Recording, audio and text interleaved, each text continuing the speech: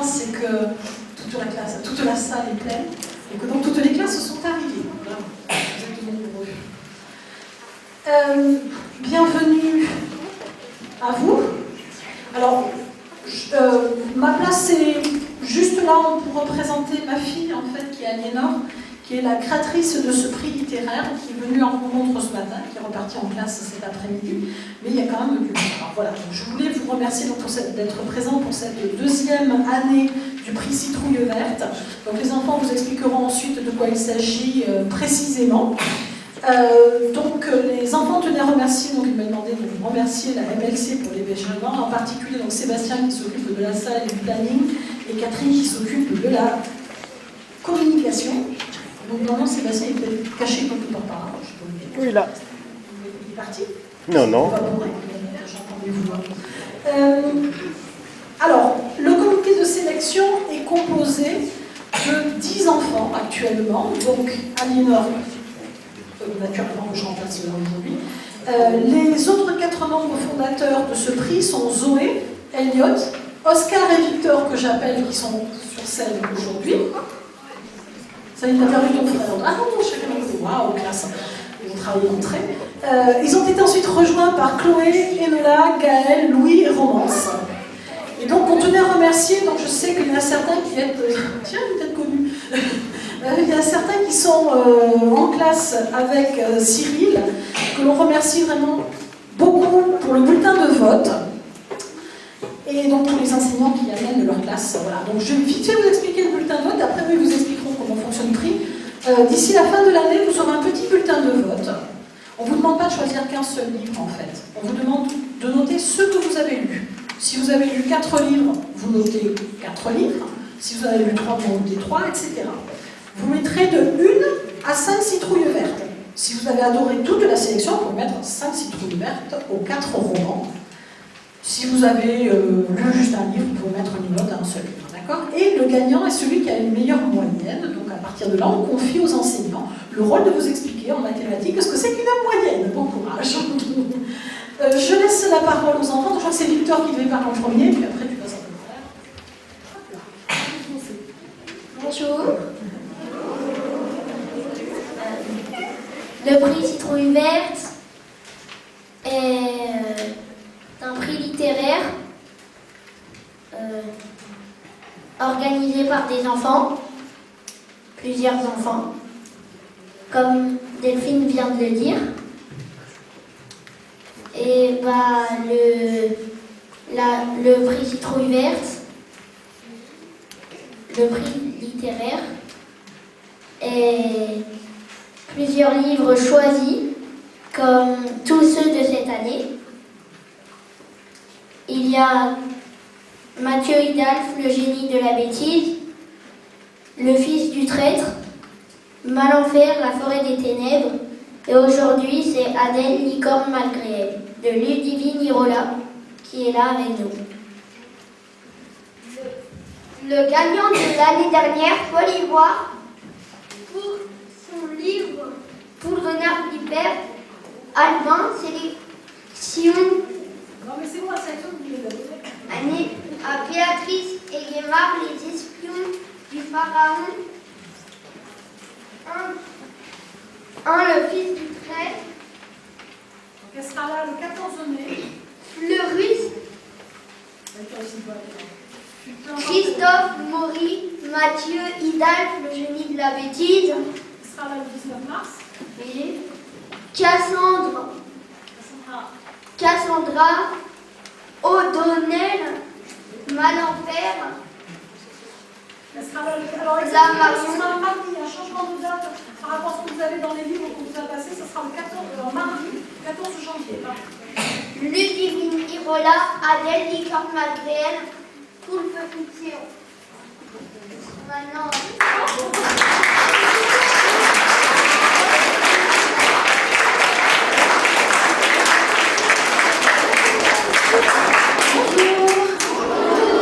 Cette fois, c'est ma vraie rentrée. Mon petit faux départ tout à l'heure. Je suis ravie d'être là. Je suis ravie de vous voir aussi nombreux. La salle est complète quand même, donc c'est un peu impressionnant. Déjà, je tenais à vous remercier d'être là. à remercier aux enseignants et à remercier toute la LSC et puis les filles et les enfants qui nous ont permis d'être là. C'est trop cool. Donc je suis Ludivine, et voilà, et c'est moi qui ai écrit Adèle, donc Licorne Manuel, qui parle d'un cheval qui est plus ou moins normal, sauf qu'elle a une corne sur la tête. Mais pour elle, c'est un cheval comme les autres. Elle dort dans une écurie, elle mange beaucoup de fraises, elle adore les balades en forêt avec Julie, la petite fille qui est sa meilleure amie. Jusqu'au jour où elle va découvrir qu'en réalité, elle est peut-être pas un cheval si normal que ça. Et qu'il y a plein de choses qui auraient dû lui mettre la puce à l'oreille, mais elle n'a jamais vu qu'en fait, elle était une licorne. Et à partir de là, c'est toute sa vie qui va changer. Et toute la vie de Julie, de Norbert, le papa de Julie, et puis les animaux de la ferme. Donc voilà, ça c'est un peu l'histoire. Et puis je ne vous raconte pas la fin, parce qu'il y en a qui n'ont peut-être pas encore lu. Mais du coup, c'est moi qui ai écrit ce livre-là.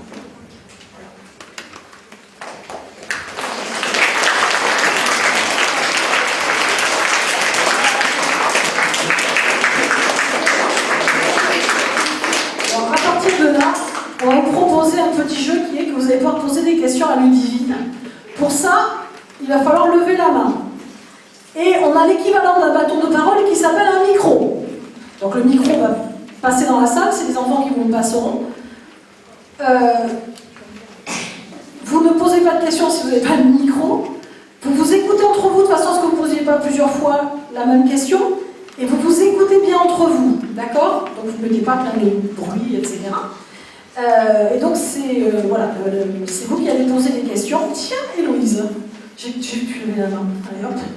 À partir de là, c'est les enfants qui ont distribué. Tiens, Héloïse, à toi. Est-ce que c'est toi qui a dessiné, qui a... Non, c'est pas moi. J'aurais bien aimé, mais valait mieux pas, sinon ça allait pas du tout ressembler à ça et ça aurait été très très moche. Non, c'est Marie de Monty qui a fait les illustrations, qui est une illustratrice qui vit en Belgique et qui a complètement compris le livre et qui a fait des illustrations hyper drôles et très très chouettes, mais c'était pas moi, non. Comment vous vous êtes inspiré de ce livre? Alors en fait, j'ai toujours adoré les licornes, donc j'ai toujours aimé ça. Je collectionne tous les objets qui sont avec des licornes.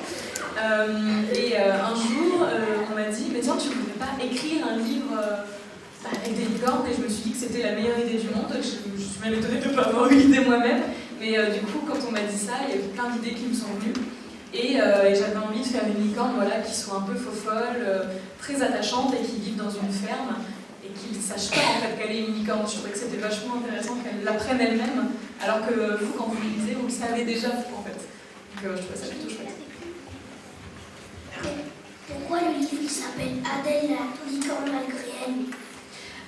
Parce que du coup, on est dans une... Donc c'est Pulp Fiction, la maison d'édition où ça a été publié. Et ça, c'est la collection Nos Amis les Salpettes. Et dans cette collection-là, il y a plein de livres qui parlent de plein d'animaux différents. Et à chaque fois, les noms des animaux, ils riment. Donc on a Tarzan, poney méchant, Goliath, chat pirate, Caviar, poisson star. Et donc du coup, moi, je voulais quelque chose avec une licorne. Et donc quand on a réfléchi au titre avec l'éditrice, donc qui est celle avec qui je travaille le livre, on a réfléchi, je lui ai dit, mais attends, Adèle, licorne malgré elle, ça devrait être hyper bien.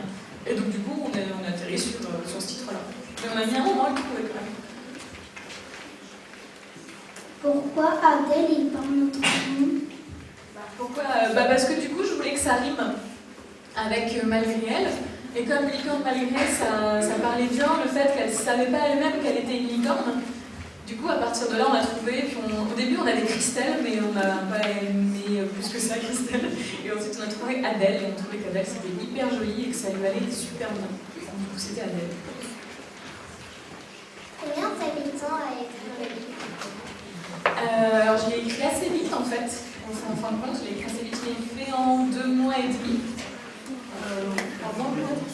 En sachant que je travaillais la journée, j'avais un vrai métier, comme on dit. Donc je travaillais la journée, puis je rentrais les soirs chez moi, et puis j'écrivais, les week-ends j'écrivais aussi un peu. Et donc du coup, comme ça me plaisait vachement, je suis allée très vite, mais je l'ai écrit en 2 mois et demi.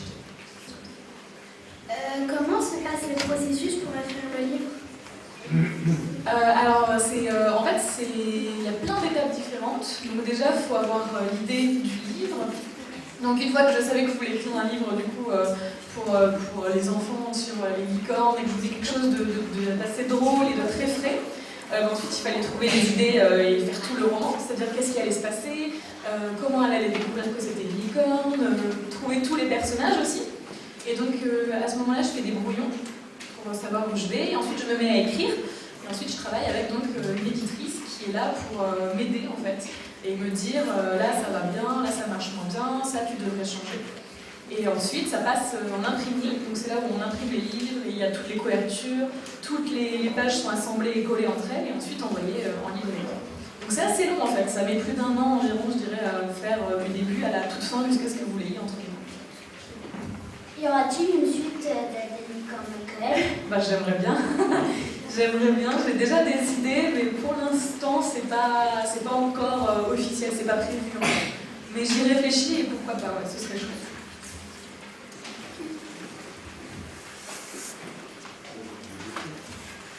Pourquoi vous n'avez pas fait un autre livre? Non, comment vous avez fait les feuilles? Comment c'est mis en page, tu veux dire comment Oui, comment? Parce que normalement les feuilles, on peut les arracher, mais les feuilles elles sont plus dures. Donc bah là c'est une imprimerie justement qui fait ça. Et donc du coup c'est eux qui impriment les feuilles, c'est eux qui les mettent ensemble. Et donc nous on choisit le papier qu'on va mettre, qu'il soit bien épais justement et que ce soit pas comme un cahier de cours. Quelle réaction avez-vous eu quand vous avez vu votre livre, ce qui était sorti Il est sorti il y a 2 ans, bientôt. En janvier, ça fera 2 ans. Et au début, ça fait un peu peur de savoir comment vous allez le trouver, comment les gens vont le trouver. Et donc les premiers retours que j'ai eus étaient hyper encourageants et très gentils. Et donc du coup, ça rassure beaucoup. Évidemment, il y en a à qui ça a moins plu, mais qui ont quand même bien aimé la licorne, qui ont quand même bien aimé l'humour. Et du coup, au début, ça fait peur, parce qu'on est les seuls à le lire, et quand on le donne dans le monde, c'est un peu effrayant. Mais c'est aussi très riche, on apprend beaucoup de choses et c'est assez chouette. Qu'est-ce qui vous a donné envie d'écrire des livres? Je lis depuis que je suis toute petite, et j'ai commencé à écrire dès que j'ai su écrire en fait, donc vers 6 ans. Et j'ai fait mes premiers contes, j'ai commencé à gribouiller plein de choses. Donc ça n'avait pas forcément de sens, mais je m'amusais énormément. Et donc un jour, je me suis dit que c'était vraiment chouette, qu'il fallait que j'arrive à faire une vraie histoire. Et j'arrivais jamais à finir mes histoires parce que c'est très compliqué. Et un jour, je me suis dit, bon, cette fois, tu fais une vraie histoire, et j'ai réussi à en finir une. Et ensuite, j'ai écrit des livres qui sont comme Adèle, donc qui sont publiés. Mais avant, j'ai écrit beaucoup de choses chez moi qui ne seront jamais lues par personne. Est-ce que l'illustratrice, c'était une de vos amies ou d'une proche? Non, malheureusement, je la connaissais pas du tout, Monty. C'est l'éditrice qui m'a proposé son nom en me disant, regarde, elle fait des choses super chouettes et je pense que pour ton livre, ça pourrait être très très bien. Et elle avait complètement raison. Donc je connaissais pas du tout Marie, et quand on a vu les premiers essais d'illustration, parce qu'au début elle fait des croquis, donc elle fait des premiers essais, des esquisses. Et à ce moment-là, je les valide pas d'ailleurs, mais j'ai tout validé parce que tout était trop beau, et elle a complètement compris comment était Adèle, comment j'imaginais tous les personnages. Madame Gradumont, Monsieur Roncaré, ils sont tous exactement comme je les imaginais. Donc du coup, c'était parfait. Et on a fini par se rencontrer avec Marie, elle est très gentille en plus. C'est très chouette.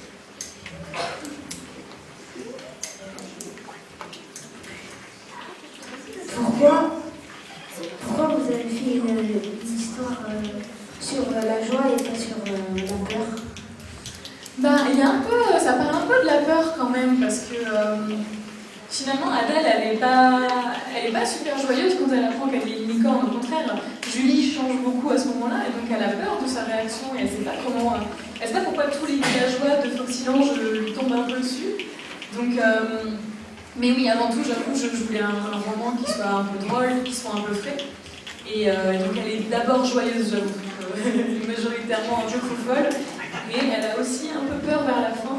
Je ne sais pas si tu l'as encore lu, si tu l'as déjà lu, mais ouais, à la fin, elle est plus réservée quand même. Et ensuite, elle redevient complètement folle, mais à la toute fin. Vous avez écrit combien d'histoires? Avant Adèle, beaucoup, mais des fois très courtes. Et souvent, comme je disais, que j'avais jamais terminé. Avant Adèle, ouais, j'avais dû en écrire 4, mais que j'avais écrit juste pour moi et que je publierai, je pense, jamais. Mais en tout cas, c'était des premières histoires que j'avais réussi à finir. Donc ça, c'était chouette. Et donc Adèle, c'est mon premier vrai roman. Et là, j'écris d'autres choses, du coup. Donc, ça m'a un peu lancée et ça m'a donné envie de finir maintenant toutes les histoires que je commence. Alors qu'avant, je commençais plein de projets parce que j'avais trop d'idées. Et maintenant, moi, je finis les livres. C'est un progrès. Vous avez déjà fait un livre avec plus de 100 pages? Avec pardon? 100 pages. Oui, bah Adèle, du coup, ouais, il fait 182 pages, je crois. 186. Non? Plus? Je sais plus. Bah, vous savez mieux que moi. Ouais, bah, merci, donc plus que 182 pages même. Mais oui, alors j'en avais fait un qui était aussi un peu plus de 100 pages. Et là maintenant j'en fais un nouveau qui je pense à 300 pages. Tu vois, on n'arrête plus maintenant. Vous avez fait toute seule le livre? Oui, pour l'écriture, ouais. Je l'ai écrit toute seule. Donc après, comme je disais, j'ai une éditrice qui m'aide un peu, heureusement, parce que du coup, quand tu es tout seul, tu sais pas à un moment si c'est bien ou si c'est pas très bien. Donc elle me permet, c'est la première lectrice. Elle me dit ça va, ça va pas. Et ensuite, par contre, pour tout ce qui est illustration, couverture, c'est pas moi qui fais, parce que ça, je sais pas faire du tout. Donc on est plusieurs, mais pour l'écriture, il n'y a que moi. Ouais. Quel âge avez-vous? J'ai 27 ans.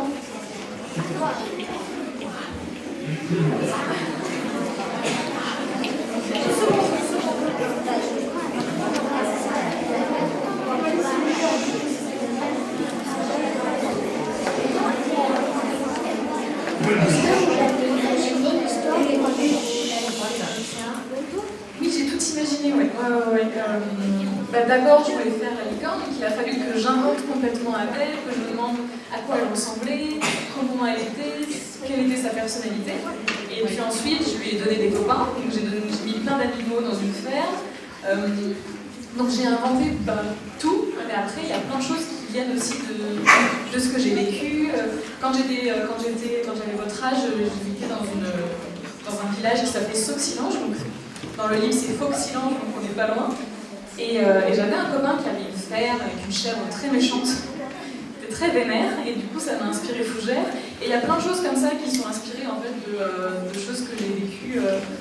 Et je me suis même pas rendu compte que ça m'inspirait. Et en fait, en écrivant, c'était évident que le village des Montants, c'était le village là où j'avais vécu quand j'étais petite. Donc il y a une partie où on imagine beaucoup et une autre où en fait c'est tous les souvenirs qu'on a accumulés qui servent à faire l'histoire. Bon, alors, juste un petit truc, ensuite on reprend les questions. Mais on a toujours, pour des rencontres comme aujourd'hui, on a toujours un moment où on fait un lien avec un autre atelier qui est l'atelier de théâtre pour adultes. Et donc la fondatrice du théâtre, qui fait aussi partie des fondateurs de cette MJC, donc Maison de Jeunesse et de la Culture, lit un passage du livre. Et donc elle s'appelle le Lili, donc on appelait ça le moment où Lili lit. Voilà, donc c'est le moment où Lili lit, après vous commencerez à poser des questions. Lili, s'il te plaît.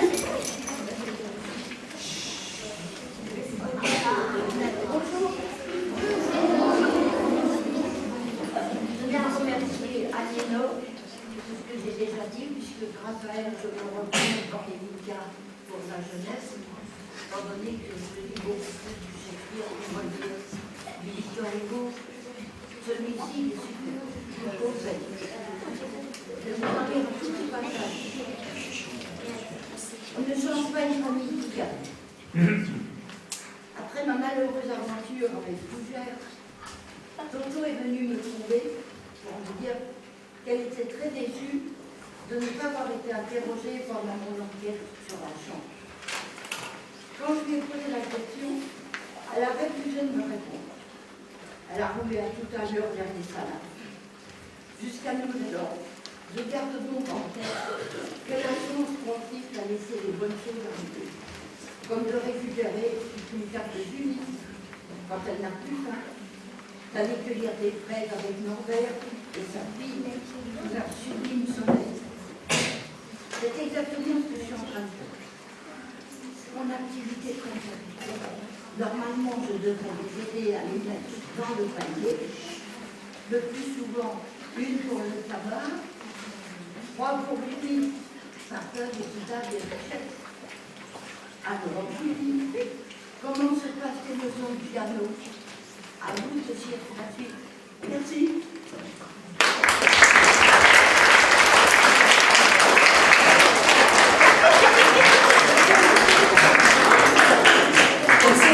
Une petite gourmandise pour vous donner envie de lire la suite pour ceux qui n'ont pas encore lu ce roman. Donc on va reprendre des questions. Je ne sais pas où j'ai mes petits arpètes en fait, mes deux chefs habituels qui pour une fois jouent les arpètes. Ah oui, bah alors vu le McDonald's que j'ai, moi peut-être passé très près. Et puis, je ne sais pas où ils sont, Oscar et moi. C'est comme dans Guignol. Où est-ce qu'il est?